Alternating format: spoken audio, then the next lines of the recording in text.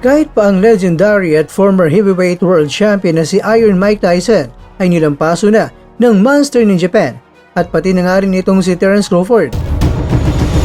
Pero sa anong paraan mga kwento? Mga kwento, ang isa sa mga marketing strategy ng Top Rank Boxing para maging mabenta ang paparating na laban ni Naoya Inoue sa Amerika ngayong May 4 sa T-Mobile Arena ay ganito.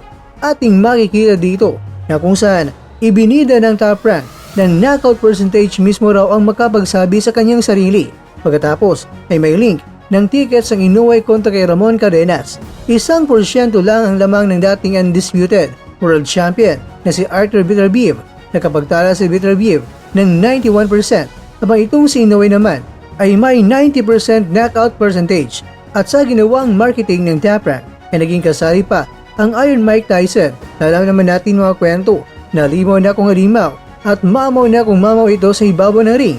Nilampaso ni Inoue itong si Iron Mike dahil meron lang siyang 77%. Pero itong si Gervonta Tank Davis naman mga kwento ay magkapareha lang sila ni Inoue na merong 90%. Itong si Crawford din ay iba, panis kay Inoue na siya ay meron lamang na 76%.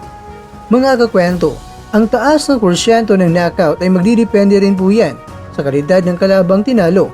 Kung ang isang boksingero ay nakapagtala ng mataas na knockout percentage pero makalaban naman ay hindi mga kilala at iniiwasan ang malalakas na makalaban sa kanyang dibisyon, maganda man na pakinggan na mataas ang knockout percentage pero ang kinalaban naman ay hindi mga bigatin o quality fighters ay syempre hindi nakaka-impress yan dahil pared ang record, piling-pili sino ang kakalabanin. Pinuri man si Inoue sa ngayon dahil sa wakas na laban na sa labas ng Japan.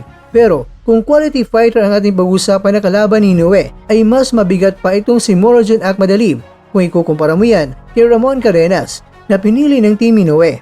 Alam naman natin na ang boxing is business pero dahil pinaiwas itong si Inoue kay Akhma na dapat siya na sana ang unahin ni Inoue na labanan dahil si Akhma ang current WBA o World Boxing Association Interim Super Bantamweight Champion habang itong si Cadenas naman ay rank 1 lamang ito sa world ranking sa WBA. Kaya dapat itong si Akhma ang harapin ni Inoue sa Amerika.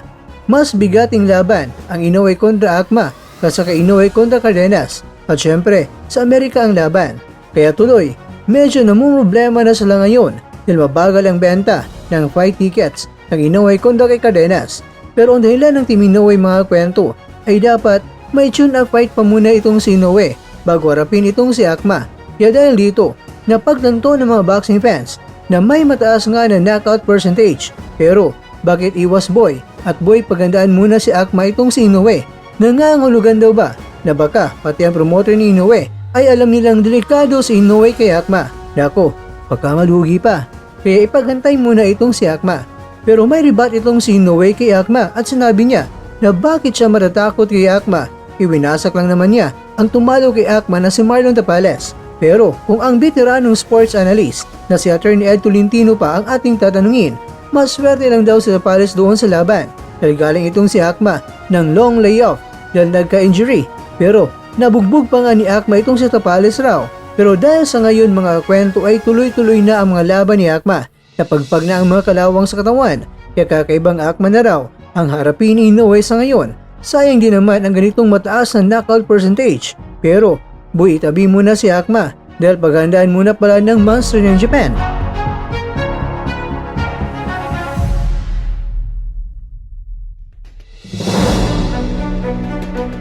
Mga kakwento, aminin nyo man sa ngayon o hindi, ibang diskarte naman ang itinuturo ni Coach Kuya Lods Jason Casimero. Magbitaw ng mga kombinasyon at papunta agad ng mabilis sa gilid ng kalaban tapos atake na naman. Nako nagpagpag naman si Casimero sa ngayon. Aba teka, may laban na kayang under negotiation?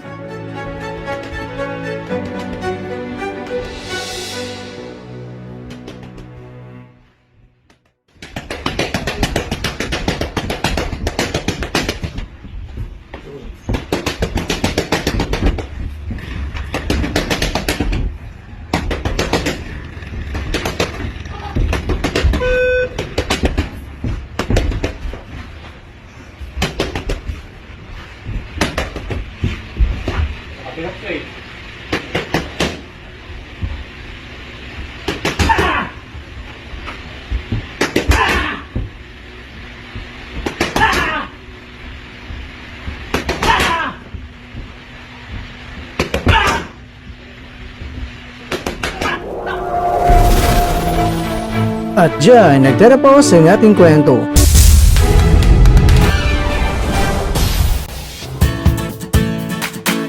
Maraming salamat mga kakwento sa inyong panonood. Pero baka naman mga kakwento ay nagustuhan niyo po ang kwento natin ngayon.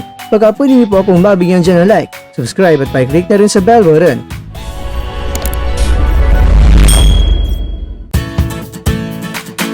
Pero bago tayo tatapos mga kwento, syempre, shoutout po muna tayo dyan sa ating mga kakwento. Kay kakwentong Michelle Ligacion, kay kakwentong Edgardo Solis, kay kakwentong Francisco Barakel, at kakwentong nanonood ngayon, shoutout sa iyo dyan. Bueno, hanggang dito na po muna ang ating kwentuhan at abangan nyo na po ating susunod na video. At dito lang po yan sa isang channel na kung saan maaring ito'y mga kwentong di pa na kwento sa inyo.